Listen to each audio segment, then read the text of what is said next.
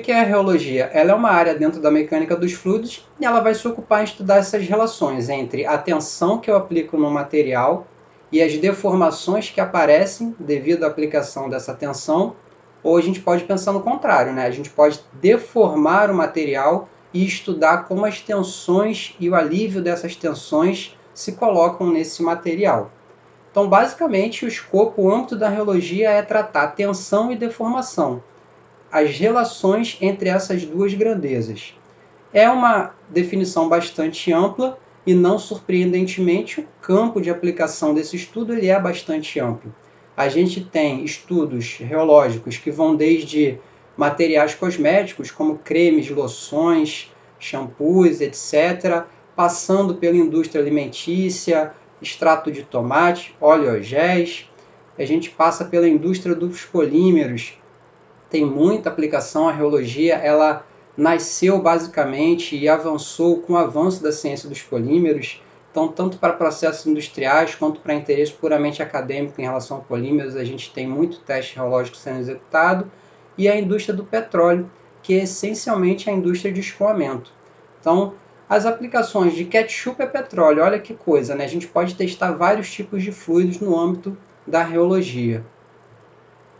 E aí, só para fazer uma diferenciação aqui muito importante, quando a gente fala em reologia, a gente está pensando, está subentendido que a gente está falando da reologia cisalhante simples à pressão ambiente. Essa é a técnica mais comumente descrita, mais bem estabelecida, é a técnica que a gente usou aí, a Vanessa usou para fazer os testes dela no paper, mas existem outras técnicas geológicas que também têm aplicações mais específicas e também são muito importantes. Por exemplo, se a gente quiser estudar como se comporta a reologia de uma interface de dois fluidos imissíveis, por exemplo. Então existe uma sub-área dentro da reologia que é a reologia interfacial, que você pode aplicar, por exemplo, para gotas numa emulsão, para ver como essa interface, quando você dilata ou comprime essa interface, como vai ser a resposta em termos de tensões e deformações que se desenvolvem ali. A gente pode pensar também em uma reologia extensional, isso aqui é muito útil para a indústria têxtil, por exemplo, onde você aplica uma deformação axial na sua amostra, e aí você quer, nesse caso aqui dessa figura, estudar o encurtamento aqui dessa solução polimérica, e varia a composição, e varia a tensão que aplica. Existe muita aplicação para essa reologia aqui, que a gente chama de reologia extensional, e existe uma parte da reologia cisalhante que não é feita a pressão ambiente, que é feita a alta pressão, por exemplo, para a gente simular efeitos de produção de petróleo em situação offshore, por exemplo, onde você tem ali uma rocha reservatório a altíssima pressão, altíssima temperatura, contendo fluido de interesse. Então, se você quiser simular essas condições, você tem que lançar mão de um acessório que a gente coloca no reômetro, que é a célula de alta pressão, mas ela tem algumas diferenças, algumas sutilezas em relação à reologia convencional, tá bom? Então, só para dar essa ideia que a reologia ela é bem ampla, tem amplo espectro, mas está sempre buscando as relações entre tensão e deformação. E aí o que a gente vai falar daqui para frente vai ter a ver com a reologia cisalhante simples à pressão ambiente. Antes de eu falar então dos fundamentos em si dessa reologia, eu vou provocar vocês no seguinte sentido. Vamos falar das principais razões que levaria alguém a querer fazer um teste reológico. Então tem várias, eu vou enumerar aqui as principais. Por exemplo, quando você quer buscar informação de caracterização estrutural do seu material.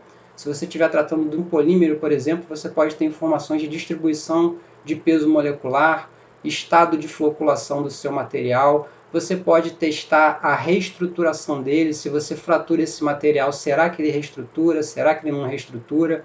Então, por exemplo, aqui o gráfico no lado esquerdo, você tem um comportamento de propriedades viscoelásticas e dependendo da inclinação dessa curva, você pode inferir estados de emaranhamento e de grau de polimerização diferente. No lado direito aqui eu estou mostrando uma curva onde foi feito um protocolo para fraturar um material gelificado, esperar um tempo e ver se esse material recupera a estrutura original ou não. Ou seja, o reômetro ele pode ser usado como uma ferramenta para sondar a estrutura desse material. Ele também pode ser usado, testes geológicos de laboratório podem ser usados para prever desempenhos de processo. Vamos imaginar aqui, essa figura é de um oleoduto lá do Alasca, onde você bombeia petróleo por centenas de quilômetros. E no inverno as temperaturas são mesmo no verão as temperaturas são muito baixas lá. Então a gente tem que ter informação de como o fluido vai se comportar a baixas temperaturas, como a viscosidade desse fluido, será que ela vai atingir um nível altíssimo que você não vai conseguir sequer bombear? A gente precisa ter essa informação para prever desempenhos de processo. E falando um pouco de polímeros também, por exemplo, quando você está com materiais viscoelásticos e você faz esse material viscoelástico passar por pequenas aberturas, como nessa imagem aqui, você tem aqui um polímero fundido passando na pontinha aqui da seringa, esses materiais viscoelásticos desenvolvem uma tensão normal e eles sofrem um fenômeno que é conhecido como inchamento do extrudado. Imagina que você está produzindo uma peça que ela precisa ter um determinado diâmetro e você está supondo que o diâmetro dela vai ser o diâmetro do furo onde ele está passando. Se o seu fluido for newtoniano, essas tensões normais não se desenvolvem e você está legal, não vai ter problema na parte de controle de qualidade. Agora, se você tiver, por exemplo, um material estruturado ou um fluido mais complexo, um polímero fundido, isso aqui acontece. Então, os testes de laboratório são muito úteis para prever se eu aplicar uma taxa de cisalhamento muito grande, quanto esse polímero vai inflar, quando ele não infla, enfim. Você usa a reologia para prever desempenho de processos industriais. E um último item que eu poderia citar aqui, uma grande razão para a gente usar testes geológicos, por exemplo, é prever o desempenho de um produto final, em termos de tempo de prateleira que ele pode ficar lá, durabilidade, resistência. Então eu coloquei aqui como exemplo, vamos supor que um fabricante está produzindo lá uma maionese vegana e ele quer saber da aceitação do mercado. Aqui a gente tem uma maionese tradicional, tem a consistência característica dela, e essa maionese aqui tem uma consistência um pouco diferente, então ele pode fazer as curvas de escoamento de diferentes marcas, diferentes tipos de maionese, para ver se você tem algum padrão, se você pode delinear algum padrão. Olha, abaixo disso, essa formulação não foi boa, então tem que botar um espessante, tem que botar alguma outra coisa na composição. Você pode fazer esses testes quantitativamente, não só de forma qualitativa, de fazer o teste prático lá do sabor, da textura. Você pode ir para o laboratório e fazer a reologia desses materiais para ver como eles se enquadram num controle de qualidade. Então, prever desempenho de produto também é uma boa razão para você querer fazer um teste reológico. E como eu mencionei no início, a reologia ela é uma área, ela é um campo da mecânica dos fluidos. Mecânica dos fluidos geralmente está mais ligado nos cursos, está mais presente nos cursos de engenharia, principalmente engenharia química, química industrial. Mas quem fez essa matéria na faculdade, ou quem está fazendo, vai perceber que quando você está tratando de mecânica dos fluidos, você está tratando de escoamentos extremamente complexos, porém de fluidos simples.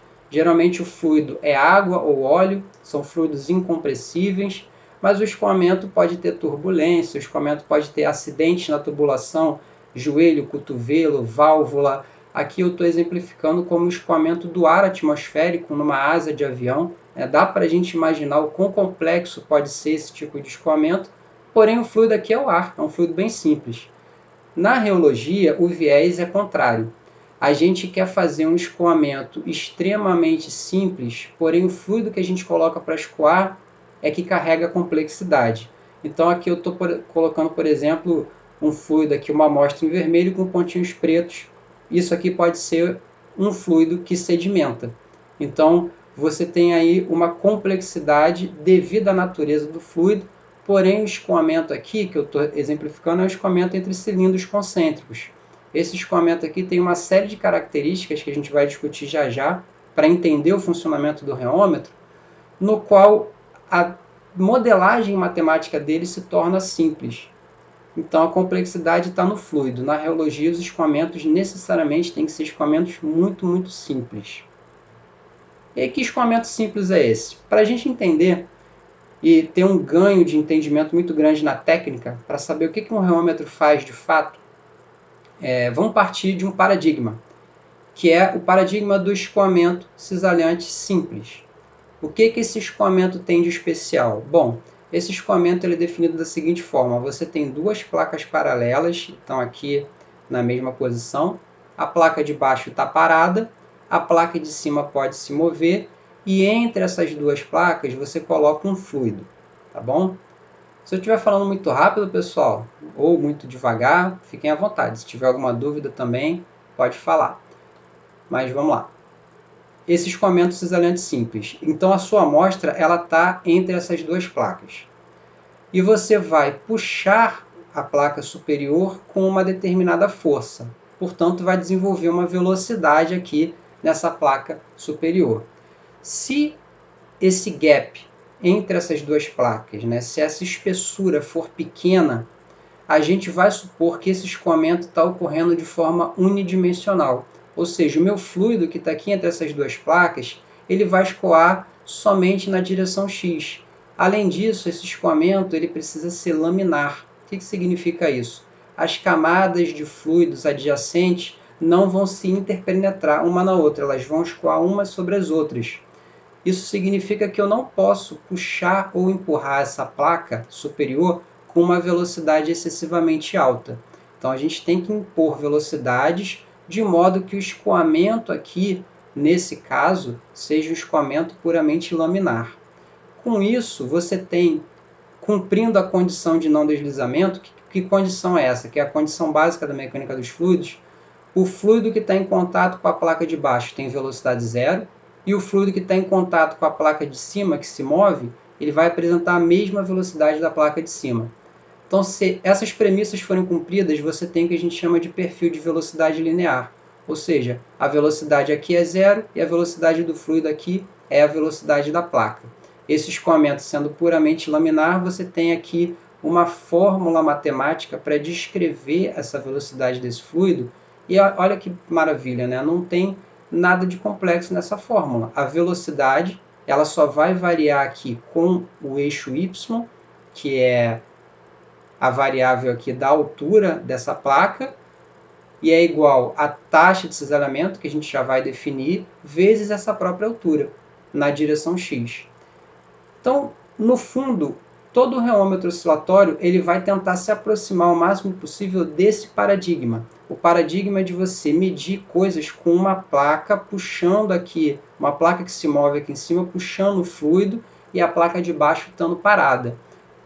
Desde que essa distância aqui seja pequena e esse perfil de velocidade seja linear, para um escoamento não turbulento.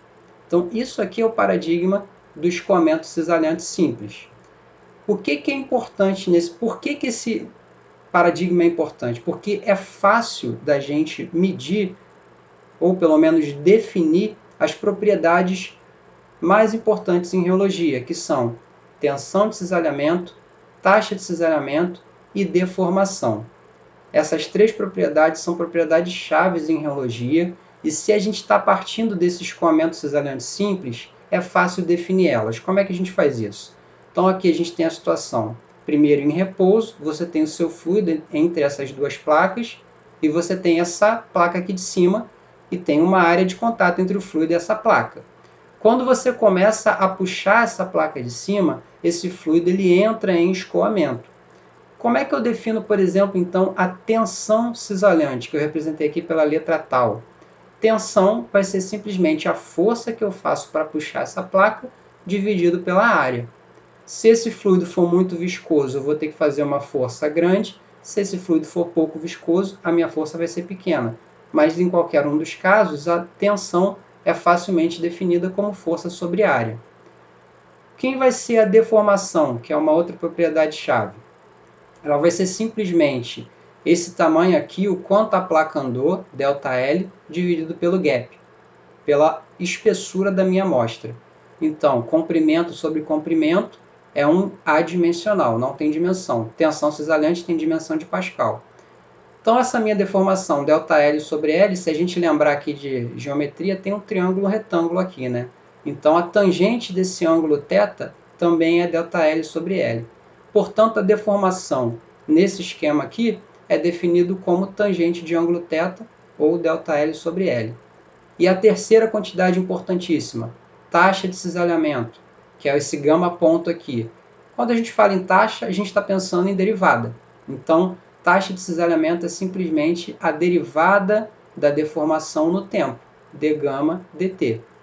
A gente pode pegar a equação 2, que é a definição da deformação, e jogar na equação 3. Então, gama ponto vai ser a derivada de ΔL sobre L no tempo. E se a gente resolve essa equação, a gente descobre, olha que cômodo para o escoamento cisalhante simples. A taxa de cisalhamento ela é simplesmente a velocidade da placa dividido pela espessura da amostra. Ah, Thiago, por que apareceu velocidade aqui? É só a gente lembrar que a derivada de posição no tempo, o d de ΔL dt, é uma velocidade.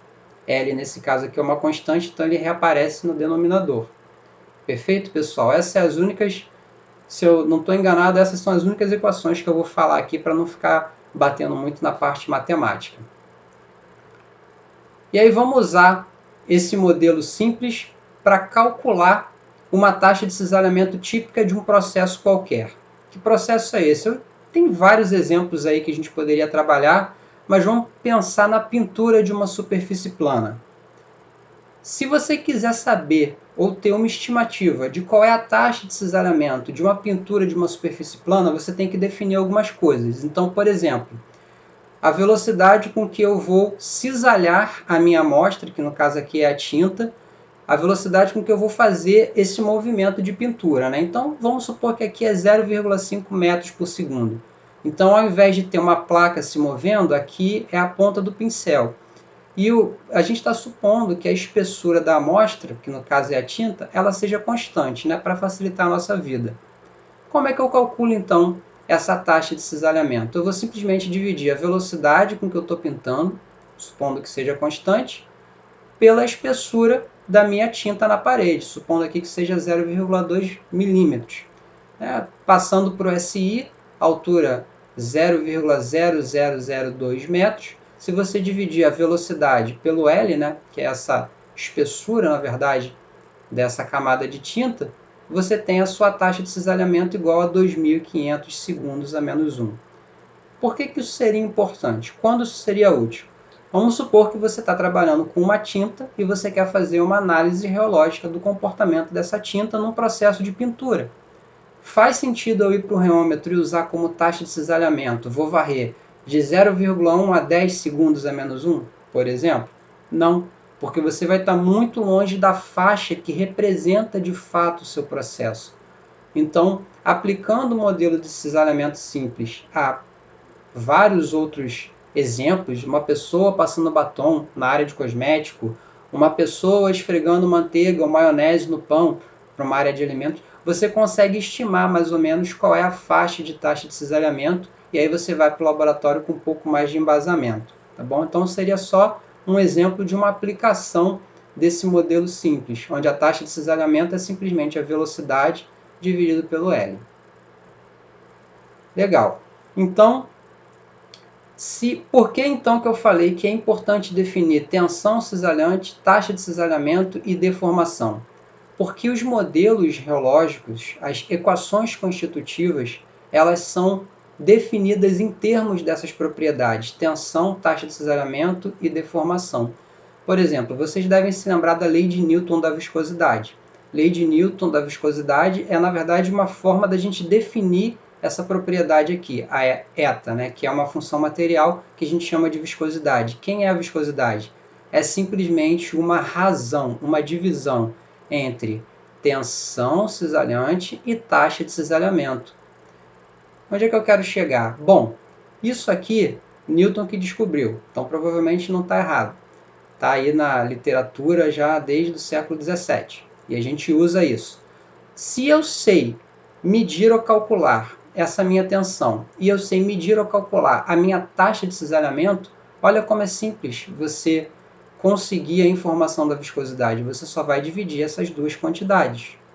Então, no escoamento cisalhante simples, é fácil eu calcular a minha tensão, é força sobre área. É fácil eu calcular a minha taxa de cisalhamento, é velocidade sobre L, velocidade sobre o gap. Então, ótimo. Se eu estou nesse paradigma de escoamento cisalhante simples, eu calculo a viscosidade de forma fácil.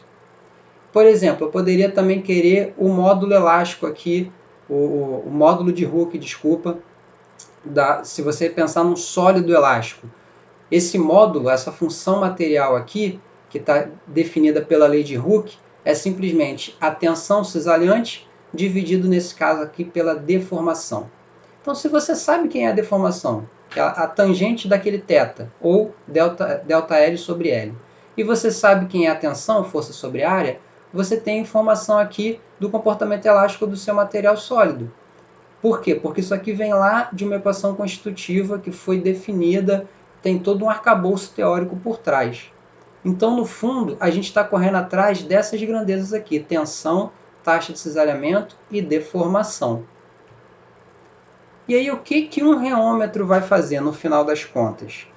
Um reômetro ele vai tentar imitar aquele escoamento cisalhante simples, só que ao invés de você ter uma placa sendo puxada, né? Imagina um equipamento, você teria que ter um espaço de bancada muito grande para fazer um equipamento que uma placa puxe uma quantidade de amostra e se mova horizontalmente. Então, os desenvolvedores, os projetistas dos reômetros modernos, eles bolaram esse escoamento cisalhante simples, ao invés de ser na horizontal, paradinho, né? Você vai pegar um equipamento, aqui eu estou ilustrando alguns equipamentos, alguns reômetros modernos, onde o próximo slide tem uma imagem até um pouco maior, né? Mas vamos ver aqui. A sua amostra ela é colocada entre essa placa de baixo e essa placa aqui de cima. Então, ao invés de você ter uma placa que deslize, você tem algo que vai rotacionar ao redor de um próprio eixo.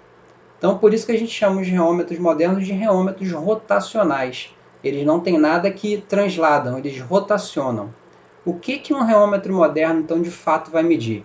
Se ele está rotacionando, ele vai medir o torque que eu vou estar aplicando nesse eixo aqui para fazer o meu equipamento movimentar. A partir do torque, ele vai usar uma equação para chegar na tensão cisalhante. E o reômetro vai medir também o deslocamento angular, ou seja, a partir do momento que essa geometria começa a se mover, rotacionar, o reômetro sabe qual é a posição dela em cada instante de tempo. Com essa informação, o reômetro calcula a nossa deformação, a tangente daquele θ. Com a informação do deslocamento angular, o reômetro também calcula a velocidade angular, né? Porque velocidade é só a derivada da posição. Então, o reômetro calcula essa velocidade angular e usa essa informação para chegar na taxa de cisalhamento. E o reômetro mede força normal também. Se o teu material for um material estruturado, viscoelástico, na hora que você cisalha ele, é bem provável que ele empurre o reômetro para cima, essa geometria. Então, o reômetro também pode te dar a medida de com que força esse material está empurrando a geometria para cima. Ou se você está resfriando um fluido, ele contrai geralmente, né? Então ele pode estar puxando essa geometria para baixo. O que eu quero que fique claro aqui de conceito, que eu gostaria que ficasse, né?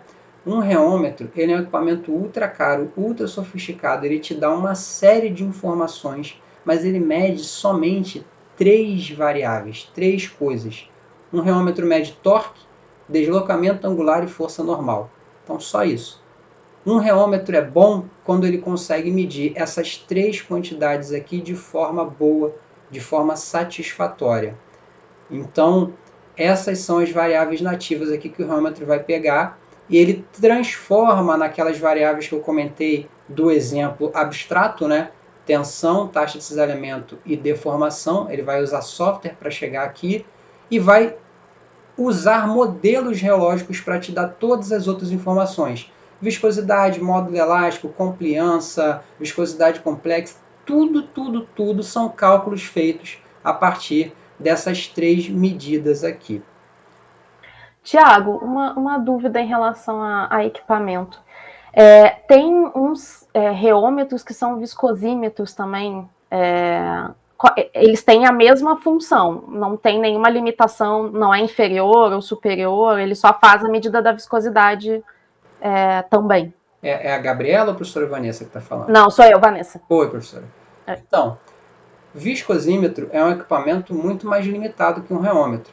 Não é que ele não seja um bom equipamento, não é que ele não seja uma boa... que pode ter um uso muito bom. Agora, um viscosímetro, geralmente, ele não vai fazer uma varredura de taxa de cisalhamento como um reômetro faz. Você provavelmente vai ter que impor alguns valores muito espaçados. Se você tem uma amostra que ela não tenha um comportamento newtoniano, dependendo da faixa que você pegue de taxa de cisalhamento, a resposta do material vai ser muito diferente. Viscosímetros, em geral, não fazem testes oscilatórios, então você não consegue medir propriedades viscoelásticas. E viscosímetros, não que eu saiba, pode ter algum modelo de viscosímetro que quase chegue a ser muito próximo de um reômetro, mas até onde eu sei, viscosímetros não fazem medidas de força normal também, então você não vai ter informação dessas tensões normais. O reômetro faz tudo que o viscosímetro faz e muito mais. O controle do reômetro, a eletrônica embarcada e a sofisticação, ela é muito maior do que no viscosímetro. Os modelos de viscosímetros mais simples que a gente tem usam molas para calcular esse torque. É a deflexão de molas que ele vai usar essa deflexão para usar uma conta para fazer o cálculo do torque, para transformar em tensão, para jogar em modelos.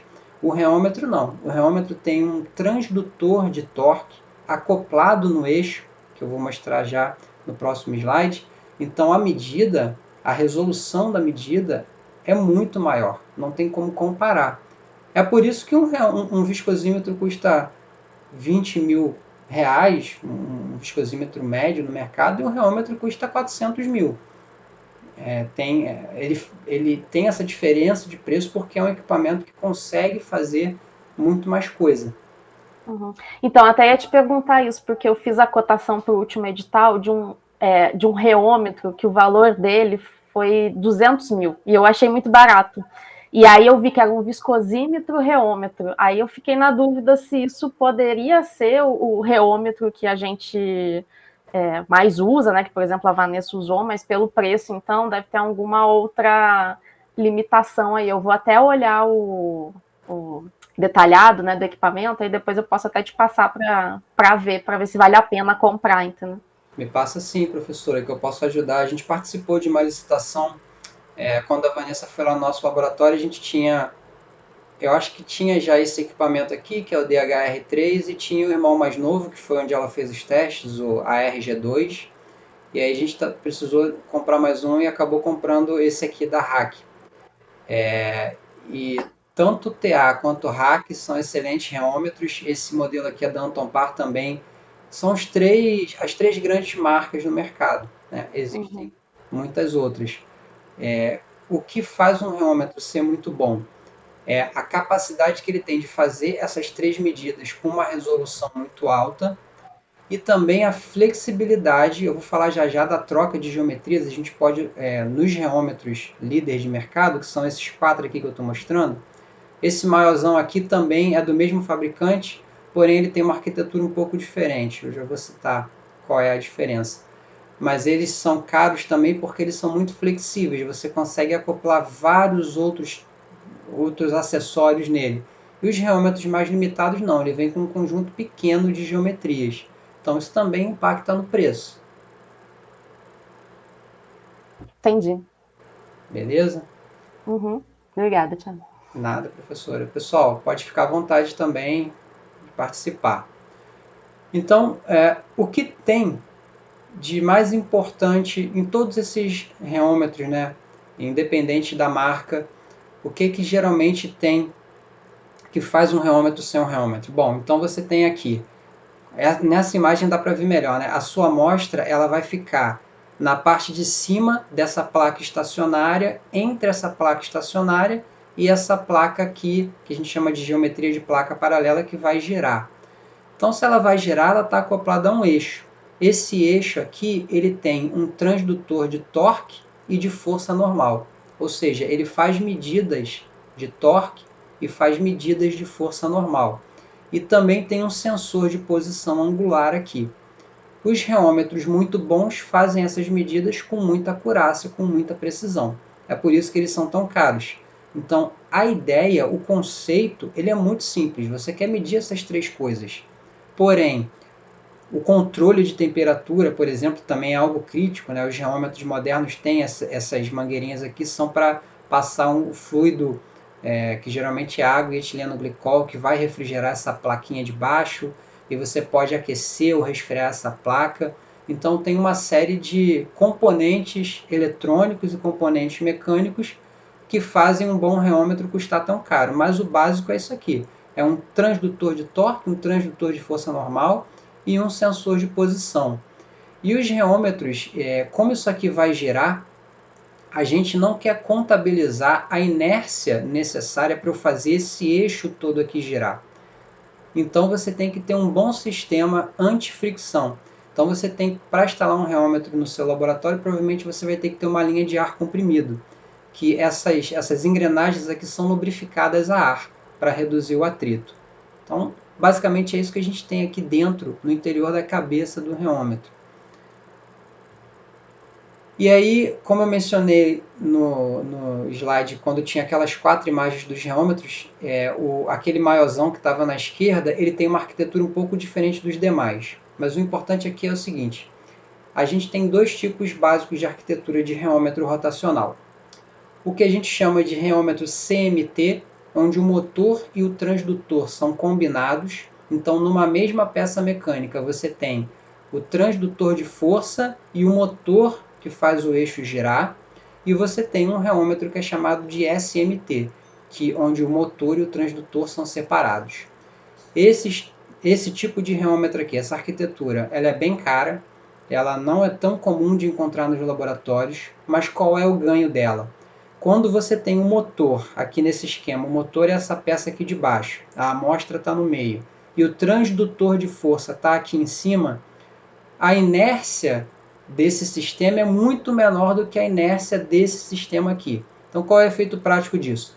Você consegue chegar em resoluções de medidas aqui muito melhores, em teoria, do que desse tipo de reômetro aqui. Tá? Mas, ressaltando, essa é a arquitetura mais comum, é a arquitetura que a Vanessa usou para fazer os testes, os reômetros são excelentes com essa arquitetura, mas isso aqui seria seria assim um luxo, digamos assim, ter esse tipo de equipamento. Eles costumam ser mais caros. Então, eu vou finalizando aqui, já estamos quase terminando essa primeira parte dos fundamentos. A gente viu o modelo cisalhante simples, né? O que ele tem de especial? Ele faz com que as contas de perfil de velocidade e as contas de tensão, taxa de cisalhamento e deformação sejam simples de fazer, só que isso aqui existe no mundo das ideias de Platão, né? É um exemplo didático. Na vida real, quando você vai para o laboratório, você tem esse camarada aqui, fazendo, ao invés de ter uma placa de cima que é puxada, você tem uma placa de cima que rotaciona. Mas o conceito, as ideias por trás, o tratamento é o mesmo, né? Você tem aqui um escoamento laminar, esse gap é pequeno, esse escoamento ele não é turbulento, ele precisa ser um escoamento laminar, e o perfil de velocidade vai ser considerado linear também. Então, o reômetro ele tenta se aproximar dessa ideia aqui que a gente tem do paradigma do escoamento cisalhante simples.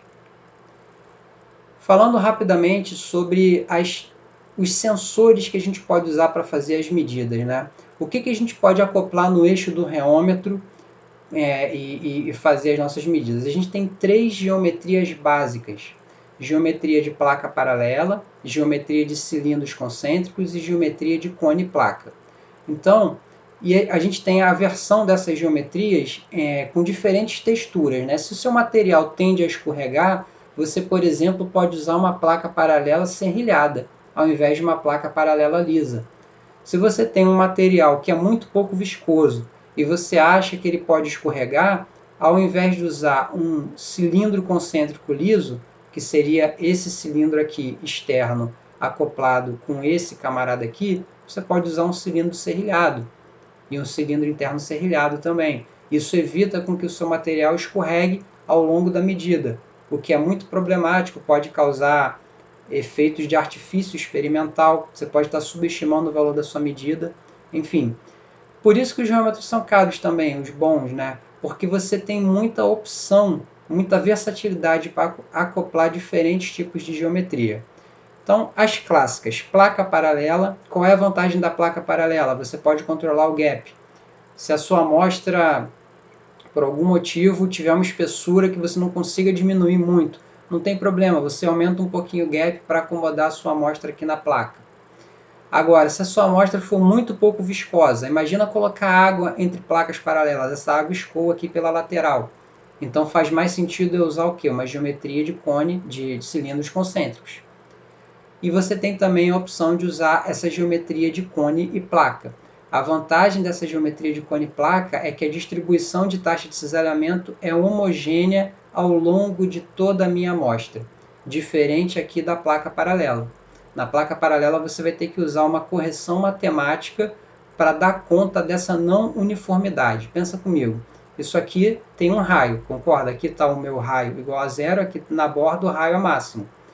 Se velocidade é igual a ômega-r, quanto mais eu me afasto do raio, com mais intensidade eu vou cisalhar a minha amostra. Então você precisa usar uma correção matemática para dar conta dessa não uniformidade. Na geometria de cone-placa você não precisa usar correção nenhuma. Qual é a desvantagem do cone-placa? Você não controla o gap, essa distância aqui é fixa. Então, sempre a gente tem que estar combinando o custo-benefício aí do que usar em cada amostra. Se você tiver uma amostra muito difícil de lidar, que você coloca lá e ela sedimenta com muita velocidade, ou que você precisa ter uma agitação constante, existem outras opções não convencionais de geometrias que evitam escorregamento, fazem com que a mistura seja homogênea ao longo do teste, porém sempre que possível a gente deve evitar. Por quê? Porque fazer o balanço de força nas geometrias tradicionais de placa paralela, cone-placa e cilindros concêntricos, isso já está muito bem consolidado na literatura, os softwares já estão implementados para fazer esse tipo de conta. Agora, para essas geometrias aqui, aí sim você vai depender de muita correção matemática, você vai capturar efeitos às vezes que não são necessariamente provenientes da sua amostra, então você pode estar incorrendo em erro com maior intensidade do que nas geometrias convencionais. Mas eu achei interessante mostrar aqui na apresentação.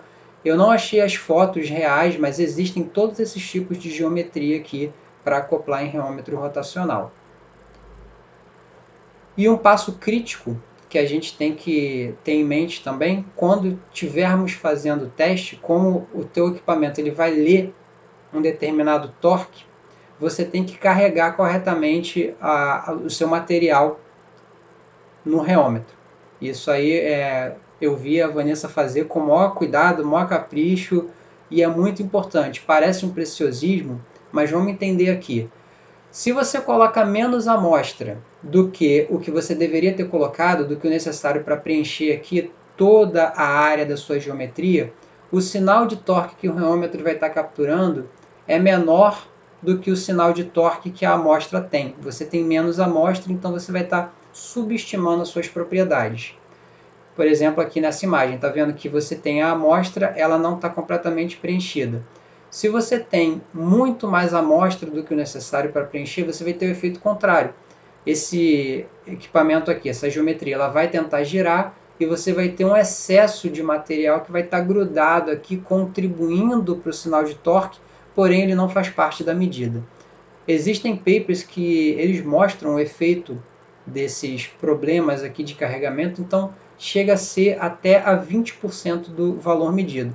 Você imagina você estar errando em 20% o valor da sua viscosidade porque você colocou mais amostra do que deveria. É um problema que é um aspecto muito sério que a gente deve levar em consideração. E aí, para fechar aqui a ideia, né? Então a gente já sabe que o reômetro mede torque, velocidade angular e posição angular. Torque, velocidade angular e posição angular são as quantidades medidas pelo reômetro. O software do reômetro ele corrige essas medidas para as propriedades que a reologia, que no mundo abstrato, né, na teoria, as quantidades que são de fato tratadas, que são tensão cisalhante, deformação e taxa de deformação. O meu tal, o gama e o gama ponto. Então existe uma correção, e veja que a correção é feita com base nessas constantes aqui. Você tem o sinal de torque multiplicado por uma constante e chega na variável de tensão cisalhante. Essa constante aqui, ela depende da geometria que eu coloquei no reômetro. Por isso que eu falei, quando possível, use sempre geometrias convencionais, porque o valor dessas constantes para as geometrias convencionais já está muito bem estabelecido. Beleza? E com esses valores aqui, a gente calcula todas as propriedades geológicas que a gente tem notícia. Né? Aqui só tem duas citadas, mas todas as outras saem desses cálculos também. Perfeito, pessoal?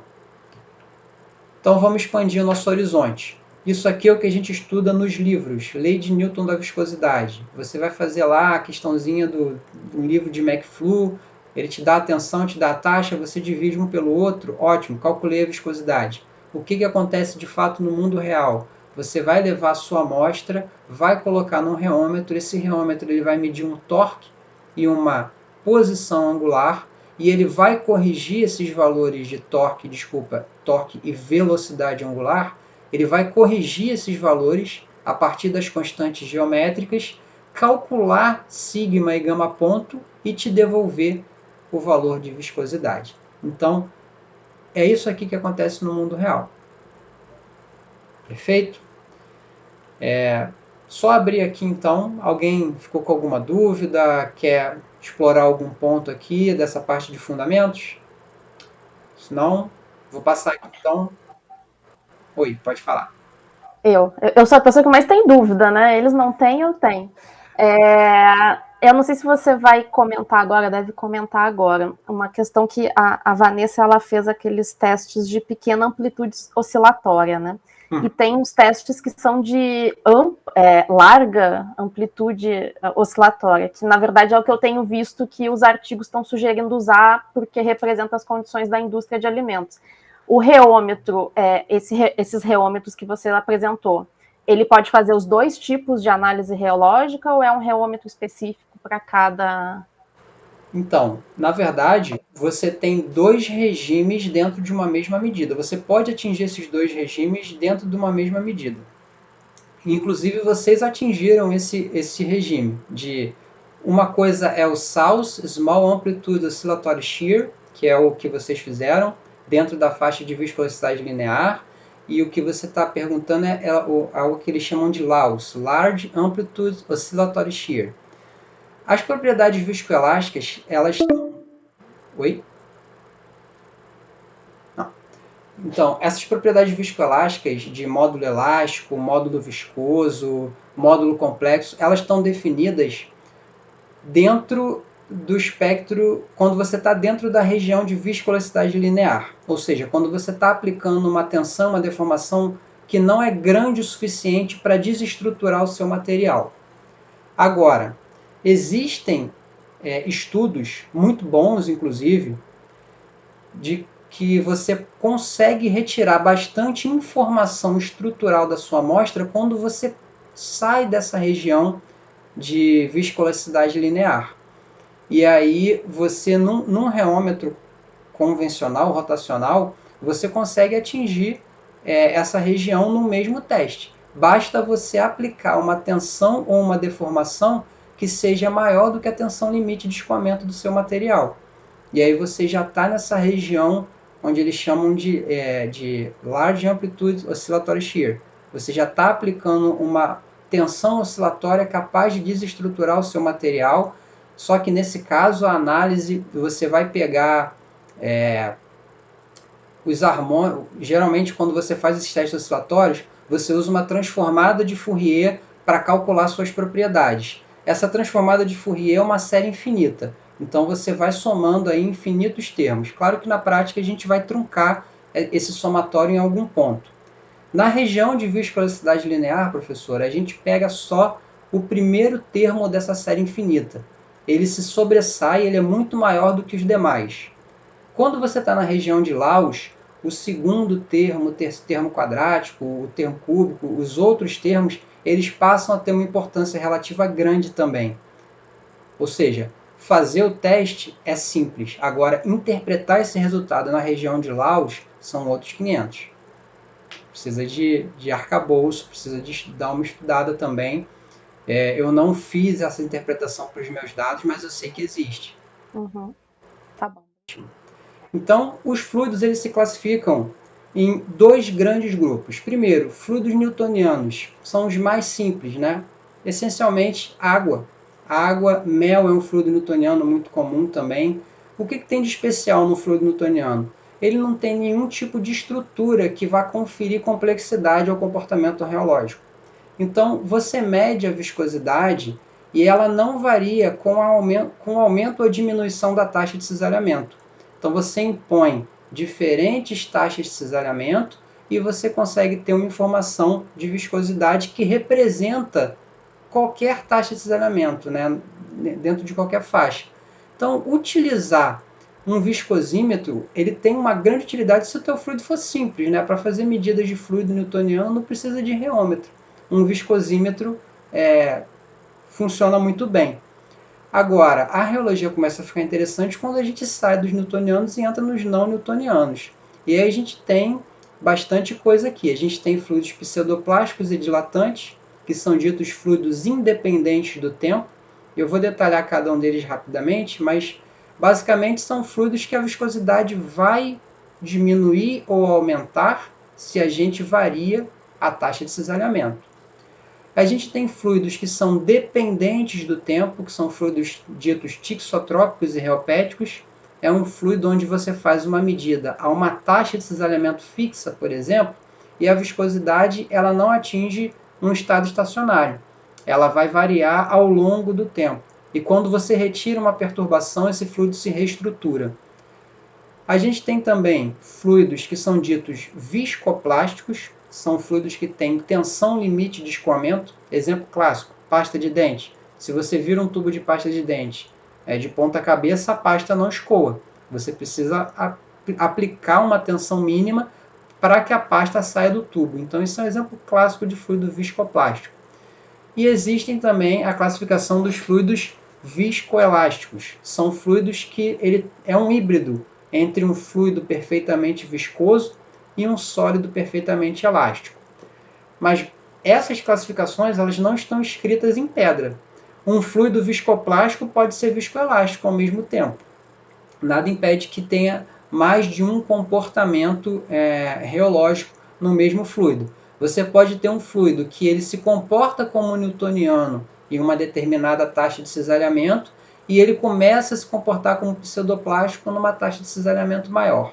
Então, não é tão arbitrário quanto está nesse quadro aqui. Um mesmo fluido, em diferentes condições, pode apresentar diferentes comportamentos. Então, essa aqui é uma divisão didática, mas ela é muito útil. Mostrando aqui um exemplo típico de fluido newtoniano. Essa amostra aqui é uma amostra de óleo mineral. No eixo Y a gente tem aqui a viscosidade e no eixo X a taxa de cisalhamento aqui que foi aplicada. Então, o que eu fiz aqui? Foi feita uma varredura de taxas de cisalhamento vindo de 0,1 segundo a menos 1 até 1000 segundos a menos 1.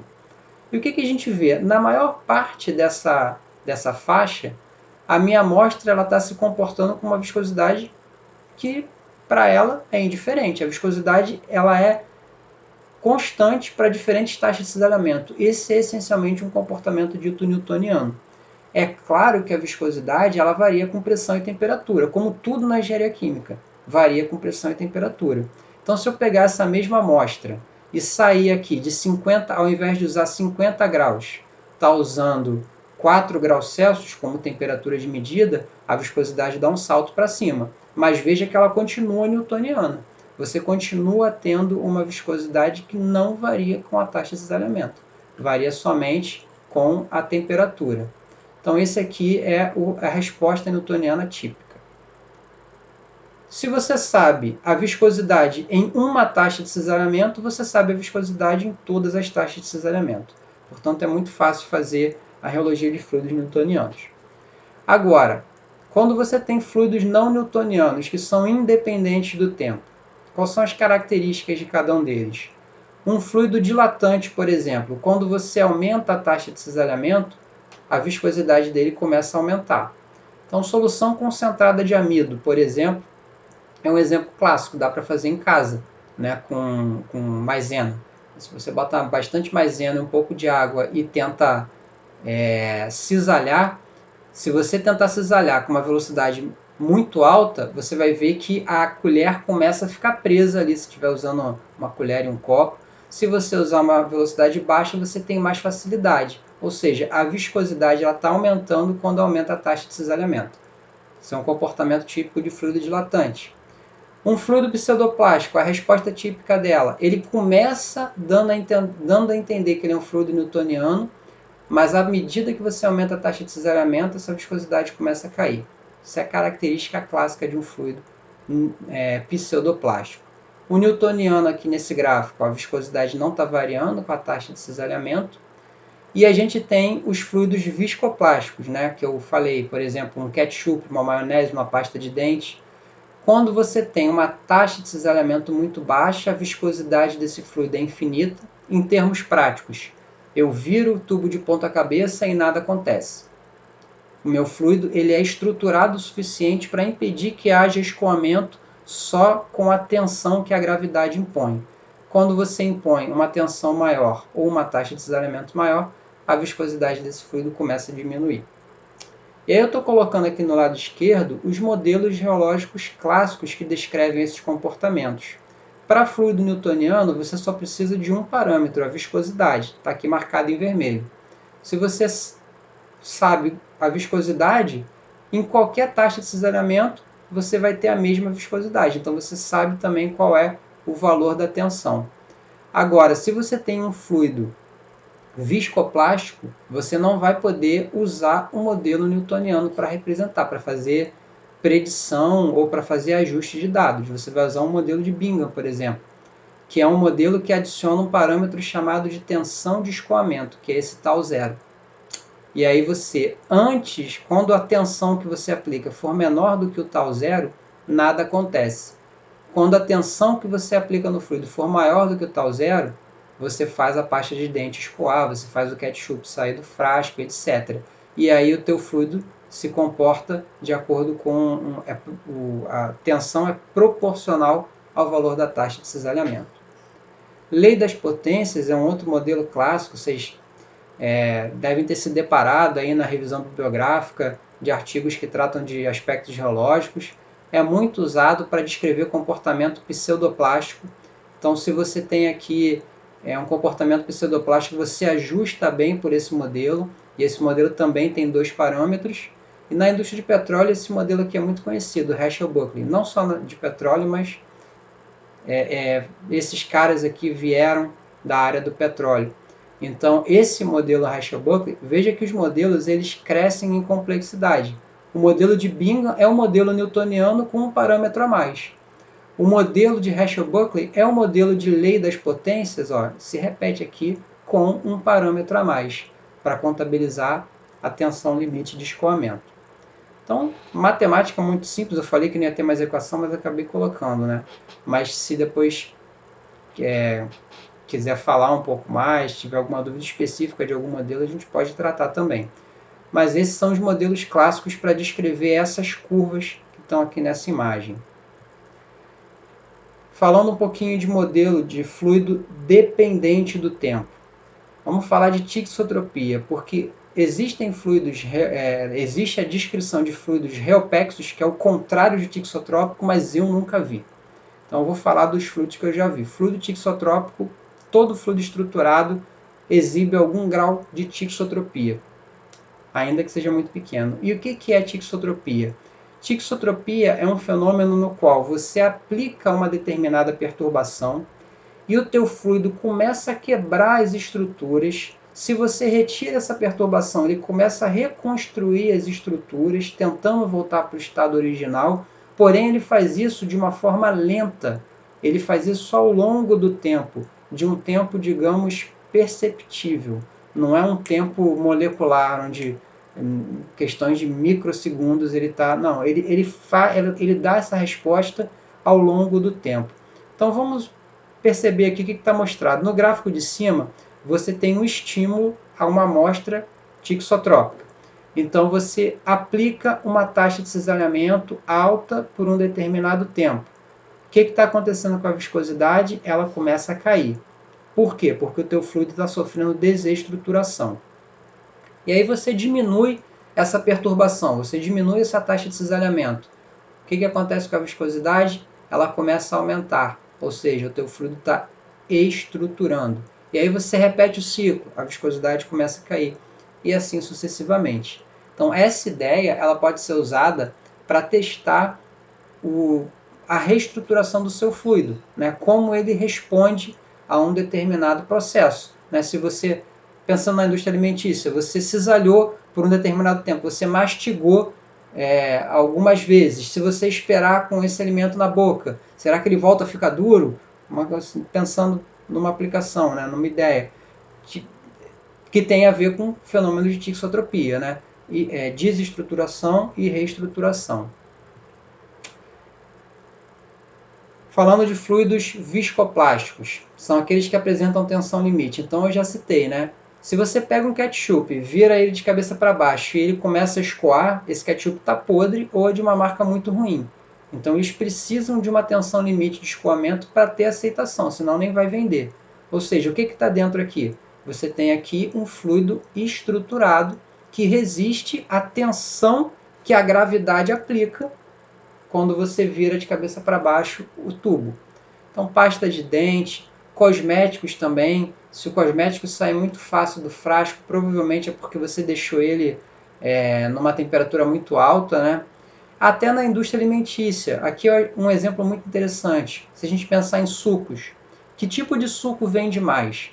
Aquele suco que a polpa, né, o material particulado, está uniformemente distribuído, não importa o tempo que ele fique na prateleira, ou um suco como esse, onde a polpa se concentra aqui embaixo e o cliente, o comprador, o consumidor final, precisa sempre estar agitando o frasco antes de tomar. É provavelmente o suco número 1, onde você não precisa agitar nada. Aqui, esse camarada, esse suco, se você abrir e beber do jeito que está aqui, sem agitar, o que você vai beber é água com açúcar. Por quê? Porque o material particulado, que confere mais sabor, está todo acumulado aqui na parte de baixo, ou seja, esse fluido aqui ele tem uma tensão limite de escoamento tão baixa, que a própria gravidade é suficiente para fazer com que o material particulado sedimente.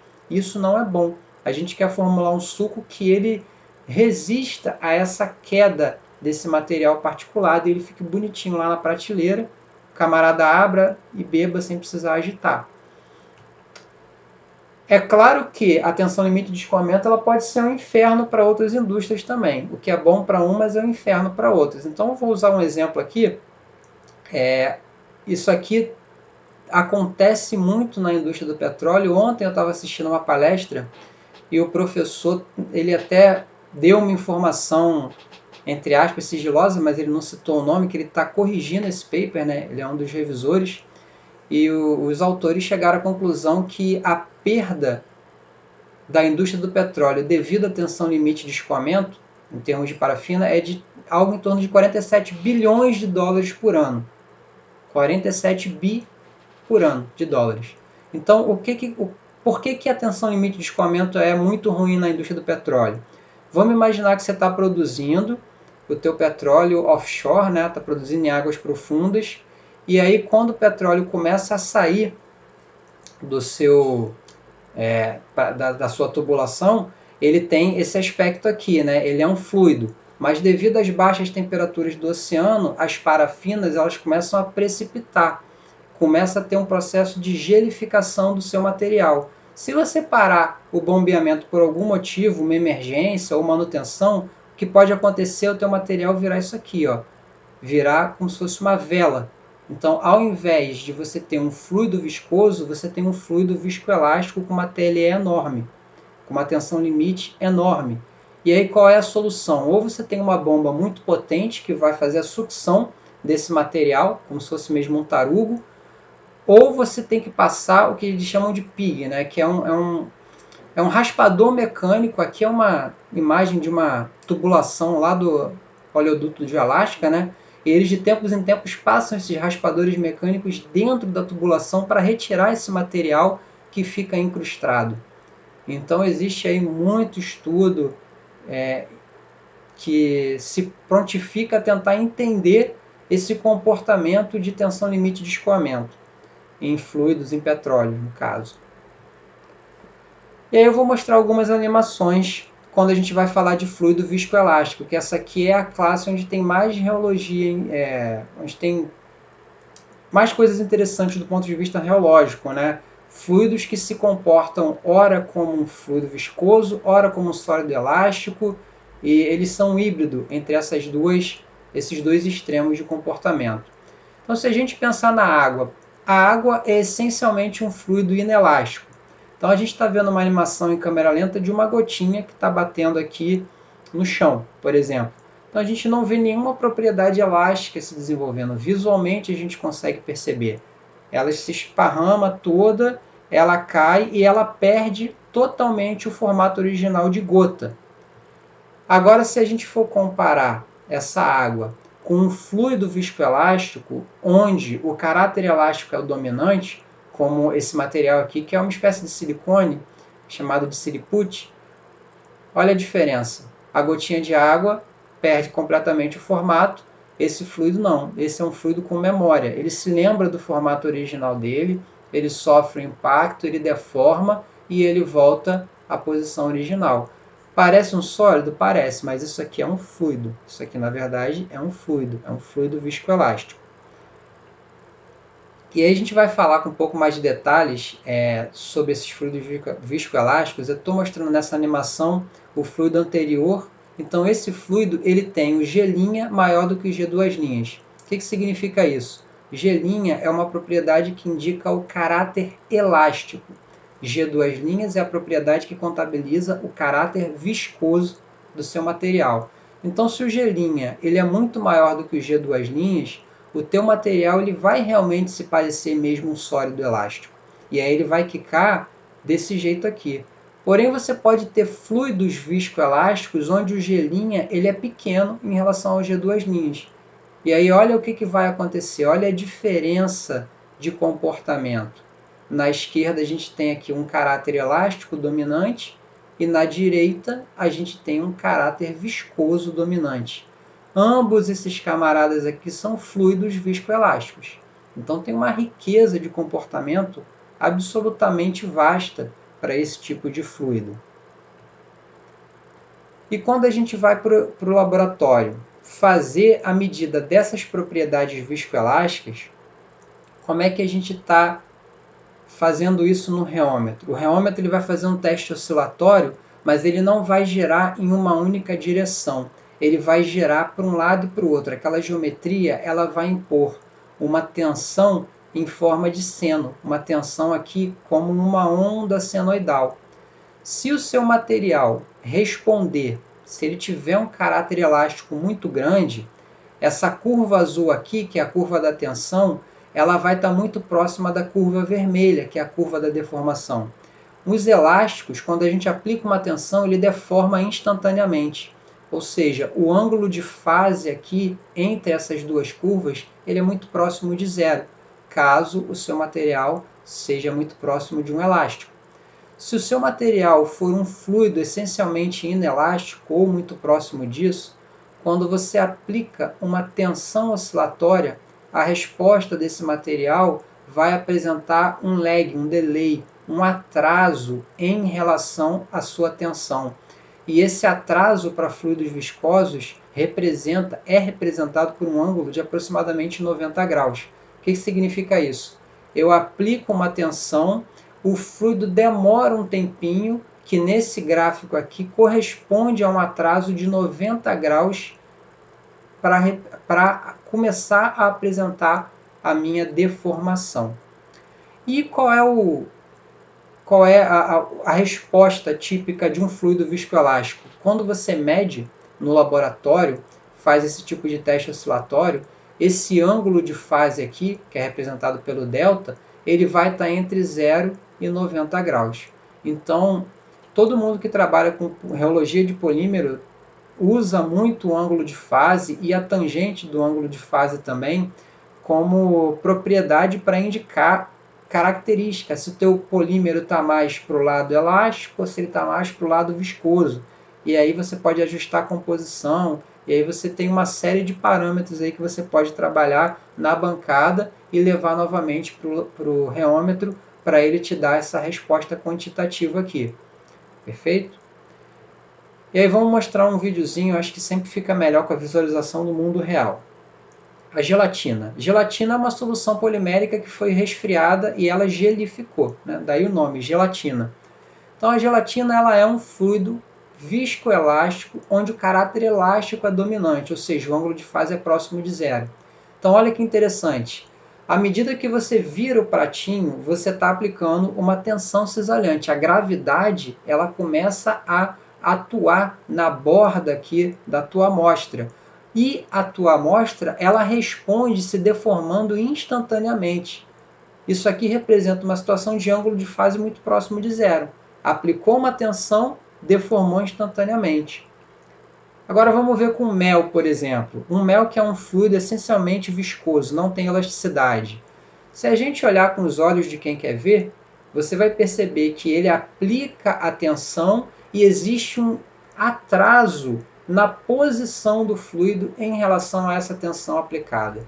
Então o que o apresentador ali no vídeo está tentando fazer? Ele está aplicando uma tensão de forma senoidal e está vendo, visualizando que tem um atraso na resposta da deformação da minha amostra. Esse atraso, se você for para o reômetro e fizer o teste, o ângulo de fase vai ser próximo de 90 graus. Ou seja, o caráter viscoso dessa amostra é muito, muito, muito predominante em relação ao caráter elástico. Beleza? E aí a gente encerra essa parte de classificação, né? É muito amplo, né? A gente pode ter aí dos fluidos mais simples aos fluidos mais complexos. Então eu tentei dar exemplos aí de uma vasta gama. E por fim, falar das aplicações. Agora que a gente já sabe como um reômetro funciona e já sabe onde nosso fluido pode estar enquadrado, que tipo de testes que a gente pode fazer que sejam úteis aí para a nossa vida? Então, pergunta que não quer calar. Legal. Como medir propriedades em um reômetro rotacional? Primeira coisa que eu recomendo que você tenha a amostra. Tendo a amostra, seu laboratório ou laboratório de algum parceiro tem que possuir o reômetro. E aí você tem esses dois itens aqui, mas você não concluiu ainda todos os requisitos. Você precisa de um protocolo experimental muito bem amarrado. E nessa parte aqui é muito interessante que quando a gente não tem muita familiaridade com a técnica, não tem muita ideia, a gente chega no laboratório e pede para o cara lá, para o técnico ou para o aluno, tem como fazer a reologia da minha amostra? Eu já ouvi isso dezenas de vezes. Essa pergunta, tem como fazer a reologia da minha amostra, é a mesma coisa que eu te dar uma pedra e perguntar, tem como fazer a física dessa pedra? É uma pergunta extremamente ampla, porque cada amostra requer um cuidado especial em relação à formulação de protocolos experimentais. Então, quando chega a análise externa, ou quando a gente vai treinar o aluno para usar o equipamento para fazer suas próprias análises, eu sempre procuro orientar no seguinte sentido: não existe gabarito para amostra nenhuma. Cada amostra é diferente, a não ser que você esteja tentando reproduzir exatamente o que você viu num paper. Você pega lá uma formulação, você leva para o laboratório, tenta reproduzir e vê se bate com os dados do cara. Aí você tem até uma justificativa para, não, tudo bem, reproduz isso aqui. Mas se você está fazendo um estudo de prospecção, você tem que responder as seguintes perguntas. Qual tipo de teste que você quer fazer? É um teste oscilatório para medir propriedade viscoelástica? É um ensaio de creep, relaxação de tensão? É um ensaio em estado estacionário para medir viscosidade ou comportamento dependente do tempo? Qual a temperatura? Qual é a faixa de taxa de cisalhamento? Qual é o tipo de varredura, linear ou logarítmica? Qual é o tempo mínimo de equilíbrio que você quer que deixe naquela taxa? E aí, quando a gente faz esse monte de pergunta, muitas vezes o que acontece é isso aqui. O cara fala assim, não, você está de brincadeira, você não quer fazer meu teste. Mas não é. A gente, para ir para o laboratório e tirar a informação, por mais que você dê um gabarito para uma pessoa, ela vai ter que interpretar esses dados depois. Então a gente precisa ter essa noção do que a gente pode e do que a gente não pode fazer com a nossa amostra, para no final interpretar os dados corretamente, para não concluir, como já aconteceu, você pega a água e faz um teste oscilatório numa frequência altíssima, você tem um artifício experimental, então aparece módulo elástico, módulo viscoso, e você conclui que a água é um fluido viscoelástico, quando claramente ela não é, e isso já aconteceu e causou bastante constrangimento para quem chegou a essa conclusão. Então, a ideia é a gente se cercar de conhecimento para interpretar corretamente os nossos dados.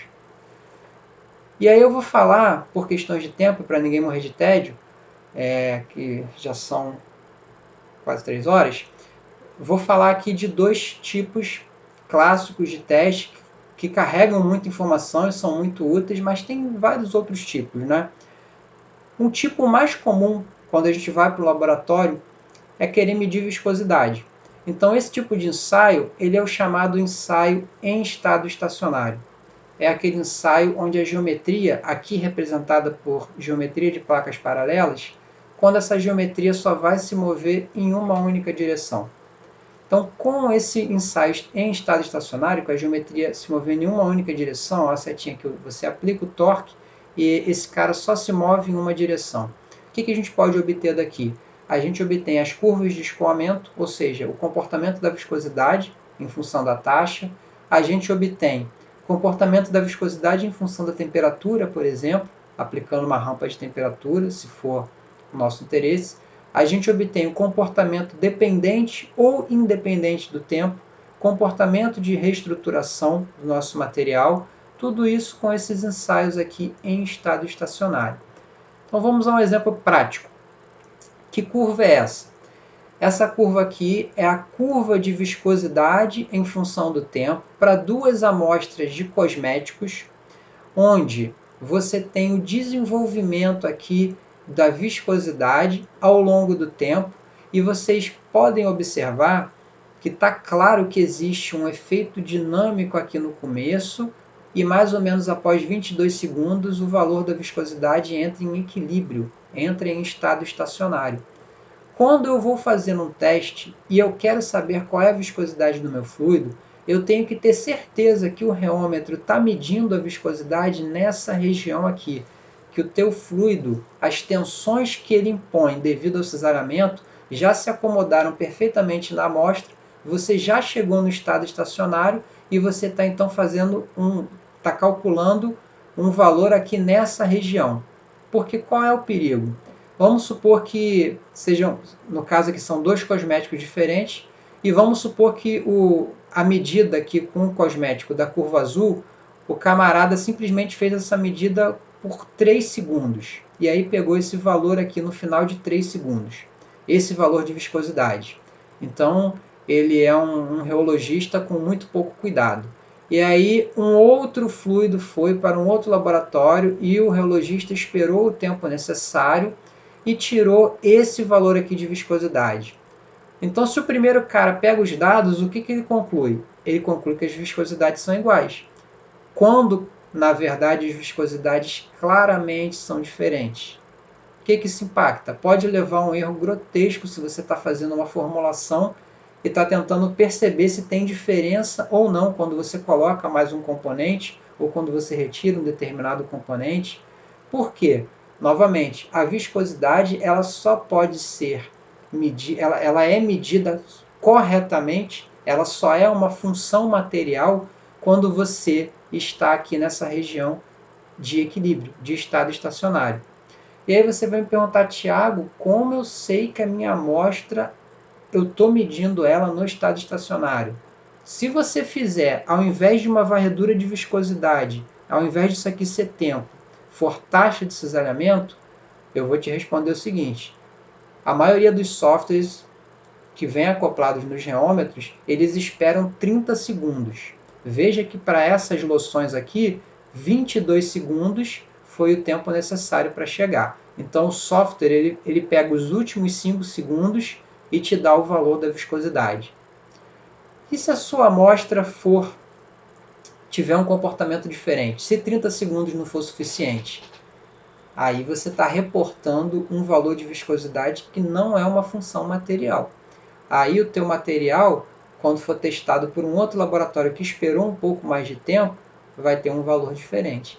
Então, para medir viscosidade, é muito importante que a gente tenha noção, logo como um teste preliminar, qual é o tempo mínimo que a gente precisa esperar para a minha viscosidade atingir um valor estacionário. Então, esse aqui é um teste importantíssimo, principalmente nas primeiras etapas do nosso estudo. Uma outra informação que a gente pode tirar desses testes em estado estacionário, medindo viscosidade. Agora, ao invés de medir a viscosidade para uma única temperatura, ele, no caso aqui, o autor usou diferentes temperaturas. Quando é que isso é útil? Vamos supor que você tem uma amostra que vai reagir quimicamente. Você colocou ali uma amostra, que é um polímero, e ele vai reticular ao longo do tempo. E aí o que você está buscando? Você está buscando informações de qual é a temperatura adequada que você coloca aqui para o processo começar a acontecer. A 60 graus Celsius, a viscosidade praticamente não variou ao longo do tempo. Isso quer dizer que essa temperatura aqui não foi suficiente para você ver alguma mudança estrutural de fato. Provavelmente a reação polimérica ou ela está acontecendo muito lentamente ou ela nem aconteceu. Quando você leva para 70 graus Celsius, o que acontece com a viscosidade? Você tem aqui um nítido aumento, a curva ascendente, ou seja, essa temperatura aqui ela já tem um efeito sobre a reação química bastante diferente. Quando você leva a 80 graus Celsius, olha o que você obtém. Aparentemente, você com esse tempo de 10 mil segundos está até obtendo um estado estacionário. E aí você pode fazer estudos, correlacionar isso com a cinética da reação. Então existe aí o reômetro, ele pode ser usado como essa ferramenta para sondar andamento de reação química, né? Você baseado num teste de viscosidade, porque se a reação de polimerização está acontecendo e aquilo ali a estrutura está sendo está se reticulando, a viscosidade obviamente vai aumentar e ela vai aumentar proporcionalmente a esse grau de reticulação. Então você pode usar esse teste com essa finalidade. Um outro tipo de teste que a gente pode usar fazendo aqui viscosidade em função da temperatura. Vamos supor que você está trabalhando com um óleo mineral e esse óleo mineral tem um material que a altas temperaturas está dissolvido no óleo e a baixas temperaturas esse material precipita, que basicamente é o que eu mostrei anteriormente lá da TLE, da indústria do petróleo, tensão limite, né? Quando você tem o óleo dentro da rocha reservatória, a parafina está solubilizada, não causa problema, você consegue bombear. Agora, a partir do momento que esse óleo entra em contato com uma região de baixa temperatura, a parafina começa a se solidificar, né? Começa a precipitar, se deposita ali naquela região anular. Então você pode usar testes de viscosidade para saber qual é a primeira temperatura que começam a aparecer os cristais.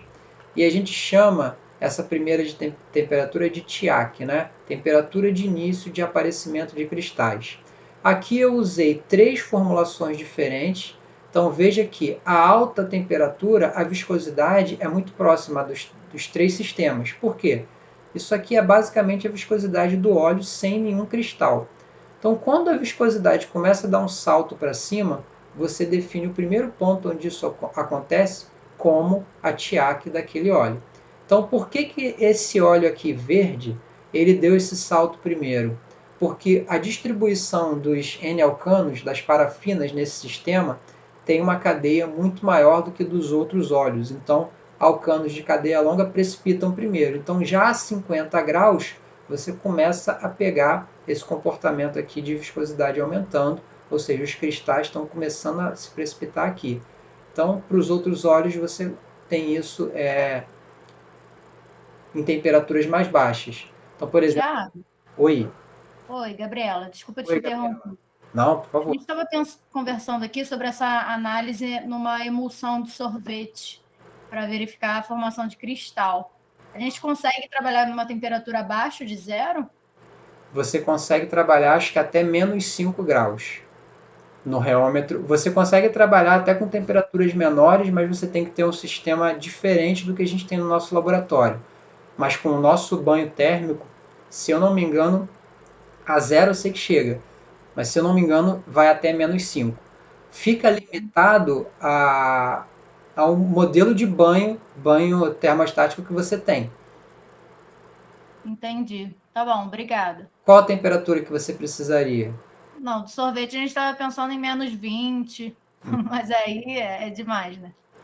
Uma coisa que você pode fazer também para saber quando começa a cristalizar, você pode usar um equipamento chamado DSC.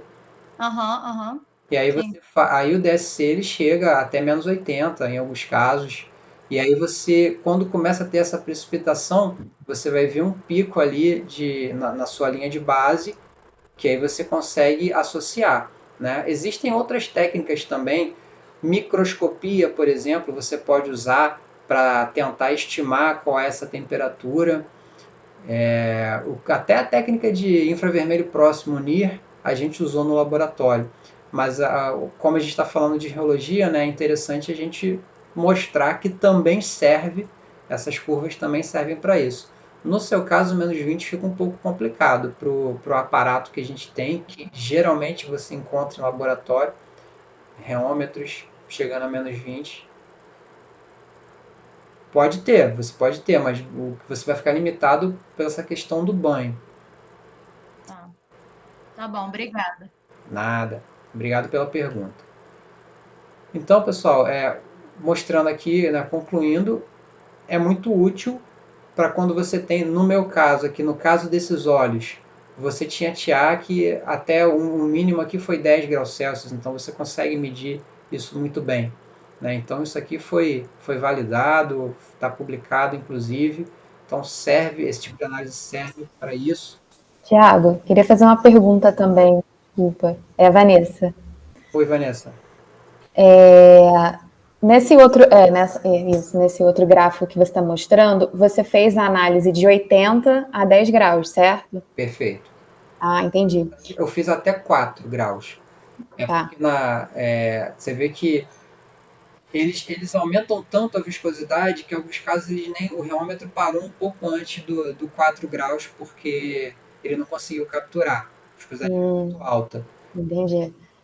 Aí o que ia perguntar é se, por exemplo, se eu vou medir, né, faço minha análise de 10 a 80, né, ao contrário do que você fez, ao invés de resfriar, eu aquecer a amostra, eu também consigo ter alguma discussão em torno dessa gelificação.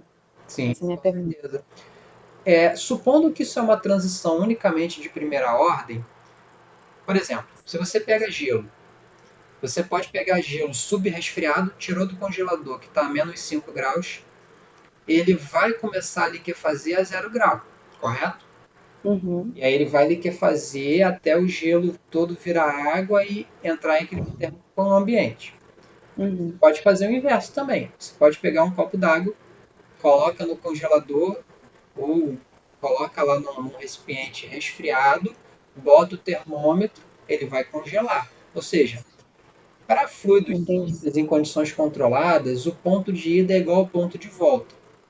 É. Teoria, para esses camaradas aqui, você também tem algo muito próximo. Se eu fizesse o contrário, partindo aqui do zero, medindo a viscosidade, supondo que eu conseguisse medir a viscosidade, que ela não fosse tão alta, e eu vou aquecendo na mesma taxa de resfriamento, né? Isso também é importante, né? Uhum. Comparar taxas de resfriamento diferentes, tanto no reômetro quanto no DSC, é complicado, porque esses efeitos de taxa de variação de temperatura, eles afetam a medida. Uhum. Porque Sim. a medida não é tão simples, né, como um ponto de fusão ou um ponto de ebulição, mas existe uma faixa ali que você consegue cercar de 5, mais ou menos 5 graus. Se você vê isso no DSC também, né, se você faz a curva de ida e a curva de volta, os picos de cristalização, eles estão próximos. Eles não batem exatamente na mesma temperatura. Tem uma pequena esterese. Mas você consegue estimar e não invalida a sua discussão, não. Tanto é que eu comentei isso, né? Sim. Você comentou da gelificação, né? A gente estava vendo o aquecimento, mas a gente poderia ver a questão da gelificação também. O inverso, né? Mas a geometria que você usou, a 80 graus Celsius, você teria que usar de cilindros, né? E aí você precisaria de 22 ml para cada amostra. Eu não lembro se você tinha disponibilidade para estudo de amostra. Existem formas de você justificar o porquê que você fez a curva de subida ao invés da curva de descida. É sempre mais fácil, em termos de controle eletrônico no equipamento, aquecer do que resfriar. A curva de aquecimento é sempre mais fácil. Tanto é que a subida de temperatura, você consegue colocar ali nos cilindros concêntricos, você vai 2 graus Celsius por minuto. Na descida de temperatura, você no máximo 0,8. Ou seja, ele é mais lento descendo do que subindo. Então, isso também, a escolha da direção que você usou para medir é influenciada por vários fatores. Entendi. A resposta prática é: vai ficar diferente? Vai. Vai ser um pouco diferente. Vai ser muito diferente? Não. O que você vê aí em várias curvas de DSC e em outros trabalhos também de ida e de volta de reologia, de temperatura de TIAC, tanto numa direção quanto em outra, fica ali muito próximo. Beleza? Beleza, obrigada. Nada, obrigado pela pergunta. E aí a gente tem também, para fechar, os ensaios que a gente chama de ensaios oscilatórios. Nos ensaios onde o reômetro gira em uma única direção, basicamente você está interessado em viscosidade. Nos ensaios que o reômetro gira nas duas direções, você vai aplicar uma onda de tensão ou uma onda senoidal de deformação, e aí você vai sondar propriedades que são chamadas de propriedades viscoelásticas. Quais são as propriedades viscoelásticas clássicas? Módulo elástico, módulo viscoso, ângulo de fase, que é o delta, e a tangente do ângulo delta. O pessoal de polímeros gosta muito do tan de delta. Tan de delta é simplesmente a divisão, a razão entre o G duas linhas e o G'. Beleza? Então, falou em ensaio oscilatório, você está de olho em propriedades viscoelásticas. E aí, quais são as ideias aqui que eu posso citar? O que tem de interessante nesses ensaios? A gente pode usar, por exemplo, um ensaio conhecido como varredura de tensão de cisalhamento.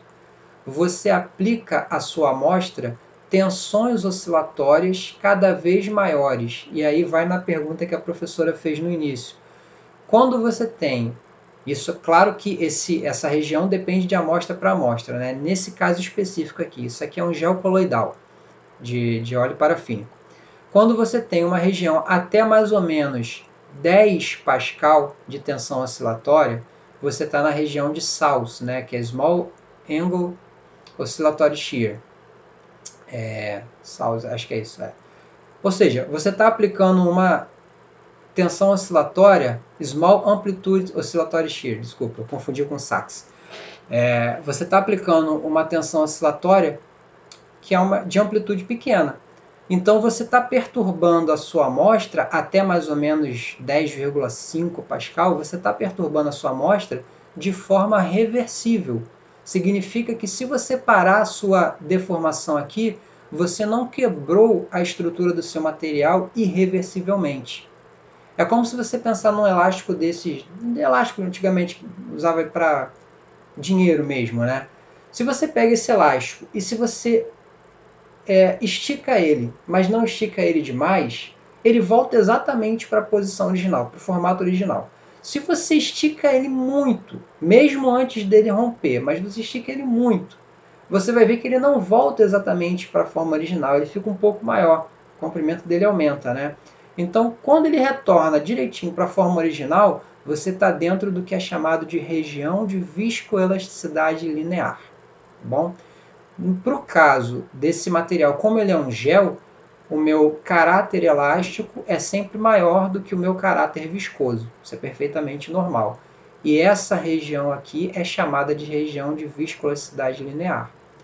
Quando eu vou aumentando progressivamente a minha tensão, o que começa a acontecer? O meu caráter elástico começa a diminuir e o viscoso também, ou seja, as propriedades viscoelásticas no geral começam a diminuir. Por quê?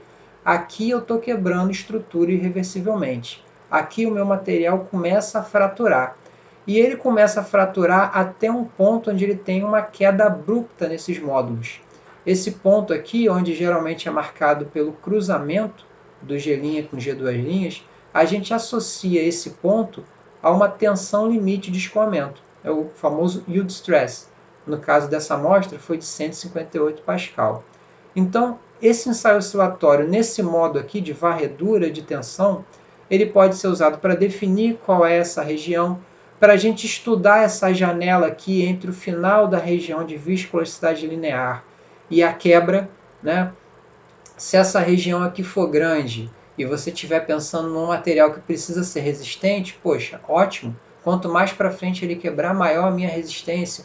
Se essa região for curta, você está lascado, porque você vai ter que formular alguma coisa diferente, porque ele está quebrando muito cedo, né? Mesmo com uma tensão muito baixa. Então, esse tipo de teste é muito útil nesse contexto. A gente pode usar um teste oscilatório para uma ideia totalmente diferente. Vamos tentar estimar tempo de prateleira, olha que loucura, né? Tempo de prateleira de maionese, né? Como a gente pode fazer isso com um reômetro? Maionese é uma emulsão de óleo em água. Então, é uma emulsão de água em óleo, eu não lembro agora, é de água em óleo ou de óleo em água. Eu sei que é uma emulsão, o componente em maior quantidade é o óleo. Tá. Então é de água em óleo.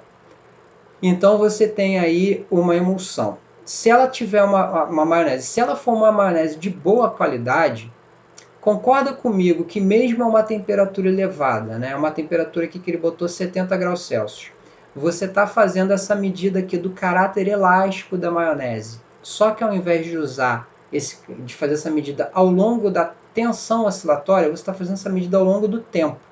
Então você fixou uma tensão e fixou uma frequência e está medindo esse G' ao longo do tempo.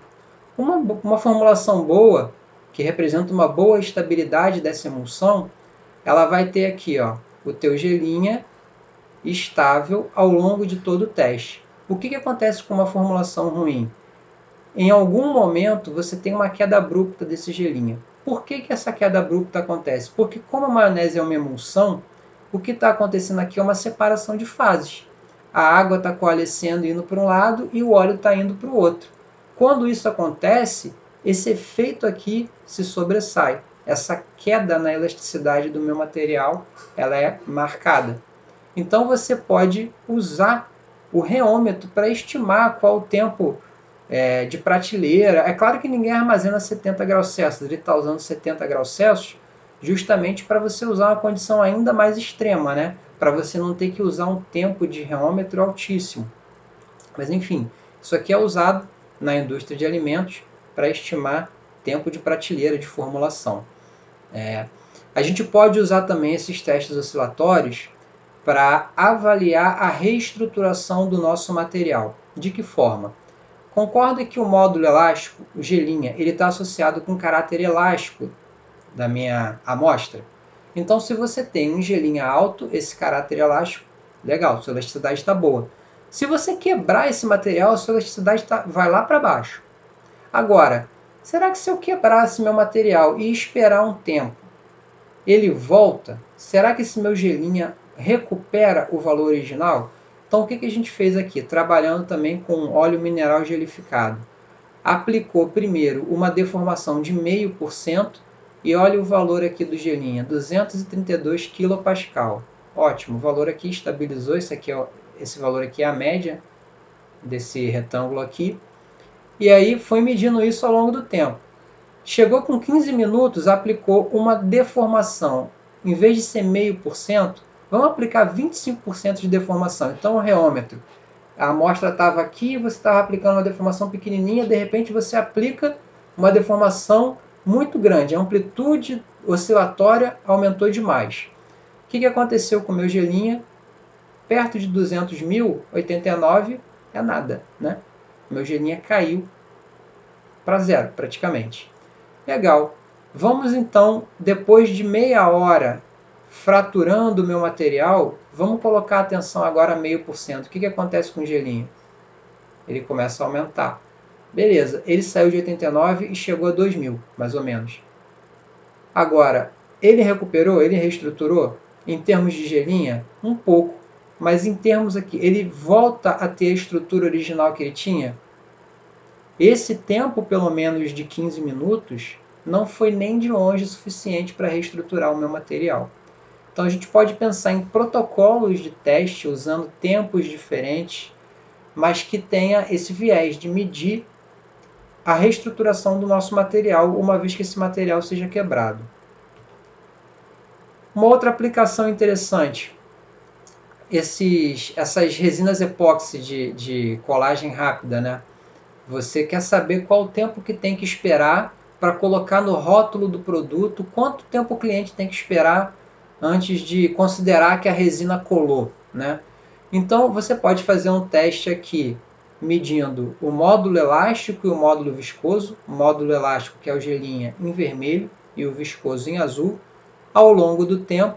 Quando você tiver o cruzamento desses módulos, significa que como você partiu de uma situação onde o gelinha era menor do que o G2 linhas, nessa região aqui a tua amostra está se comportando mais como um fluido viscoso do que como um sólido elástico. E aqui acontece o contrário. Ou seja, o ponto que você tem o cruzamento se passou mais ou menos 5 minutos. Então você estima que depois de 5 minutos da aplicação dessa resina epóxi, você já tem uma estrutura ali rígida o suficiente para definir que você fez de fato, que você colou aquele material. Então, mais uma aplicação. Na indústria dos polímeros também, a gente pode fazer um teste oscilatório para medir uma propriedade viscoelástica que é chamada de viscosidade complexa. Essa propriedade aqui, ela não é a viscosidade lá de trás que a gente trabalhou, mas ela é próxima dessa viscosidade. Por isso que eles chamam de viscosidade com um asterisco em cima. Ela é chamada de viscosidade complexa. E olha que interessante. Quando você tem polímeros de distribuição de massa molecular alta, aqui 430 mil gramas por mol, você tem esse primeiro platô dessa viscosidade num valor quase lá em 10 a 7. Quando você tem 130 mil gramas por mol, você tem aqui no 10 a 5 esse platô. Então, o que esse autor fez? Ele utilizou diferentes polímeros com diferente distribuição de massa molar, pegou massa molar média diferente e trabalhou a reologia deles, e você pode fazer um modelo que relacione esse valor de MW com o valor da sua viscosidade aqui, do primeiro platô newtoniano dessa viscosidade. Então, qual é a utilidade disso? Se você tiver um polímero numa região entre 130 e 430 mil, você não precisa voltar para o laboratório para estimar o MW dele. Você pode usar esse modelo simples, que é uma reta. Esse modelinho aqui, ó, que o cara fez ali, ajustando por uma simples reta, para você ter informação de estrutura, de distribuição de massa molar. Então a reologia serve para muita coisa. E aí eu acho que esse é o último exemplo. Uma outra coisa que a gente pode fazer no nosso laboratório é fazer, em termos de teste oscilatório, é fazer uma varredura de frequência.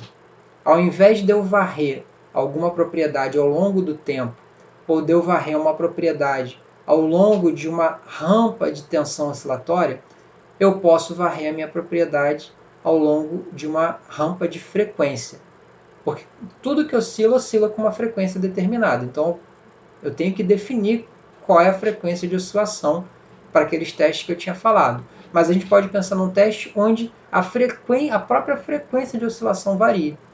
E eu posso medir componente elástico e viscoso ao longo da frequência de oscilação. Então, para polímeros fundidos, é muito comum que a baixas frequências de oscilação você tenha um comportamento onde o G2 linhas, o teu comportamento aqui de fluido viscoso, seja mais pronunciado que o gelinha, que o comportamento elástico. Mas à medida que você vai aumentando a frequência do seu teste, você tem um cruzamento dessas curvas. Significando o quê? Significando que aqui ele se comporta mais como um elástico do que como um fluido, a altas frequências, relativamente altas, né? Frequências acima de 0,03 Hz, por exemplo. Isso é o comportamento esperado para polímero fundido. Agora vamos pensar que você está formulando aí um protetor solar. E você quer que o protetor solar, na hora que ele saia do tubo, ele seja fácil de espalhar na pele do cliente, do usuário, pessoa que vai usar. Agora, existem pessoas que espalham o protetor de forma ali, com bastante paciência, bonitinho, e existem pessoas que aplicam com uma frequência muito alta. Imagina se o seu produto tiver esse comportamento de polímero fundido. A pessoa que passa o protetor a baixa frequência vai ter uma experiência e a que passa a alta frequência vai achar que está passando cimento na pele, né? Porque o caráter elástico vai ser maior do que o viscoso e não vai ser agradável. Então, esses autores aqui, eles fizeram esse teste para uma loção cosmética, para a sorte deles deu tudo certo. O meu G2 linhas, o meu caráter viscoso, ele ficou maior do que o caráter elástico ao longo de toda a faixa de frequência que eles varreram. Então, aí para controle de qualidade, por exemplo, tá ok, a formulação medimos quantitativamente, não está se comportando de forma inesperada. E esse é o último exemplo de teste, que é o teste que é usado para a gente definir a tensão limite de escoamento, né? Que é o ponto, a gente pode definir como ponto de cruzamento entre os módulos. E aqui eu só mudei a aparência do gráfico, né? Ao invés de eu colocar o G' e o G2' e plotar o ponto de cruzamento, a gente pode acompanhar também pela deformação percentual. A deformação percentual, veja que ela aumenta linearmente quando eu estou na região de viscoelasticidade linear. Quando eu começo a sair dessa região, essa deformação ela começa a sair da região linear. E quando eu quebro o meu material, eu tenho um aumento abrupto dessa minha deformação, porque de fato eu estou fraturando a estrutura do meu material.